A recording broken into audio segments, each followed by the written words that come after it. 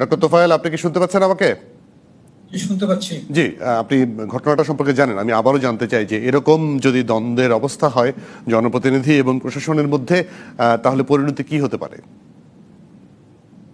ধন্যবাদ। এটা আমি ওনাদের বক্তব্যগুলো আপনার নিউজে যা শুনতে পাইনি। আমি তারপরেও আমি বলবো যে এটা জনপ্রতিনিধি এবং প্রশাসনের দ্বন্দ্ব বলে তো আমার মনে হয় না। কারণ হচ্ছে প্রশাসনের কাজ করবেন এবং যারা জনপ্রতিনিধি বলবেন জনপ্রতিনিধির কাজের ক্ষেত্রটা কোথায়, তিনি তার কাজ সেখানে করবেন। এখানে দুটো ইস্যু আছে। একটা হচ্ছে নির্বাচন হচ্ছিল, নির্বাচনী আচরণ বিধি মেনে নির্বাচন করতে হবে। এটা হচ্ছে নির্বাচন কমিশন বা নির্বাচনের সাথে সংশ্লিষ্ট যারা রিটার্নিং অফিসার, সহকারী রিটার্নিং অফিসার, তারা এটা এনশিওর করবেন। আর একটা হচ্ছে যে প্রশাসন আছে ওই এলাকা, লোকাল অ্যাডমিনিস্ট্রেশনের কিছু ম্যান্ডেটরি দায়িত্ব আছে, তারা সেই ম্যান্ডেটরি দায়িত্বগুলো পালন করবেন। সেই ম্যান্ডেটরি দায়িত্বের মধ্যে উনি জনপ্রতিনিধি কিনা, উনি মন্ত্রী কিনা, এমপি কিনা, সেটা তার কাছে কিন্তু বিচার্য বিষয় নয়। ওখানে আইনের যা করণীয় উনি তা করবেন এবং জনপ্রতিনিধিকে আইনের প্রতি শ্রদ্ধাশীল হওয়া লাগবে। জনপ্রতিনিধি মানতে সমস্ত আইন কানুন নিজের হাতে নেওয়ার কোনো এখতিয়ার জনপ্রতিনিধির নাই, তিনি যেই লেভেলে জনপ্রতিনিধি হন না কেন। সেই জন্য এখানে বিষয়টা হচ্ছে আইনের শাসন এবং আইনের প্রতি রেসপেক্ট, শ্রদ্ধা, সেটা জনপ্রতিনিধিরও থাকতে হবে। জনপ্রতিনিধিকে তাদের যদি নেতা কর্মীরা যদি অসহিষ্ণু হয়ে উঠে, সেটাকে তাদের সামাল দিতে হবে। এবং 12 জন ম্যাজিস্ট্রেট ওখানে নিয়োগ দেওয়া হয়েছে, ম্যাজিস্ট্রেট নিয়োগ দেওয়াটা তো অন্যায় হয়নি কোনো। এটা তো নির্বাচনটাকে সুষ্ঠু নিরপেক্ষ করার পথে একটা পদক্ষেপ, ভালো পদক্ষেপ ছিল। এবং এসি ল্যান্ড কাউকে কিছুক্ষণ আটকে রেখেছিলেন শুনেছি, সেটার জন্য এসি ল্যান্ডের বিরুদ্ধে বিষোদ্গার করা হয়েছে।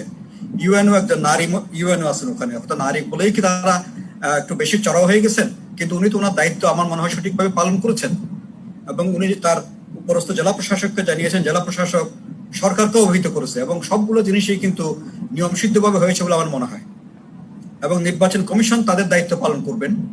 আর প্রশাসন, বিশেষ করে আমাদের ক্যাবিনেট ডিভিশন, তারা আমাদের ফিল্ড অ্যাডমিনিস্ট্রেশনকে সুরক্ষা দিতে হবে।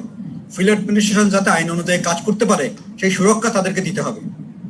এবং সেই জন্য আমি মনে করি না যেখানে জনপ্রতিনিধি এবং লোকাল অ্যাডমিনিস্ট্রেশনের কোনো দ্বন্দ্ব এখানে আছে। দ্বন্দ্বটা হচ্ছে অযাচিত হস্তক্ষেপের বিষয় বলে আমার কাছে ধারণা করছে, বাইরে থেকে আমার কাছে মনে হচ্ছে। আর ওই বিশেষ এলাকাটা নিয়ে দীর্ঘদিন ধরে জাতীয় রাজনীতিতে অনেকগুলো কথাবার্তা প্রচলিত আছে। সুতরাং এখানকার পরিস্থিতিটা একটু ভিন্ন। জাতীয় পর্যায়ে নেতা আছেন যিনি ইলেকশন করে ওখানে হেরে যান, স্থানীয়ভাবে আরেকজন জিতে আসেন এবং নমিনেশন নিয়েও তাদের মধ্যে এরকম দ্বন্দ্বের মধ্যে অবতীর্ণ হয়। তারা এটা স্থানীয় প্রশাসন এগুলো সামাল দিতে গিয়ে অনেক রকম অসুবিধার মধ্যে পড়েন। আমারও অভিজ্ঞতা আছে ওই এলাকাতে গিয়ে কিছু কিছু জিনিস দেখে আসা। ভদ্রাসন উপজেলা পরিষদ, এই পরিষদে আমি গিয়েছিলাম যখন একজন কমিউনিস্ট পার্টির একজন চেয়ারম্যান ছিলেন। আমি উনিও কাজ করতে পারেন না এটা সঠিকভাবে। তো সুতরাং এগুলো উপযুক্তভাবে সঠিকভাবে দেখা দরকার উপর থেকে, কারণ উপরের নেতারা নিচের দিকে কলকাঠিগুলো নেড়ে কিন্তু প্রশাসনকে অনেক সময় অকার্যকর এবং অসহায় করে ফেলে। এটা হওয়া উচিত নয়। জি, ডক্টর তোফায়েল, অনেক কথা শুনলাম। আপনাকে ধন্যবাদ আমাদেরকে সময় দেওয়ার জন্য।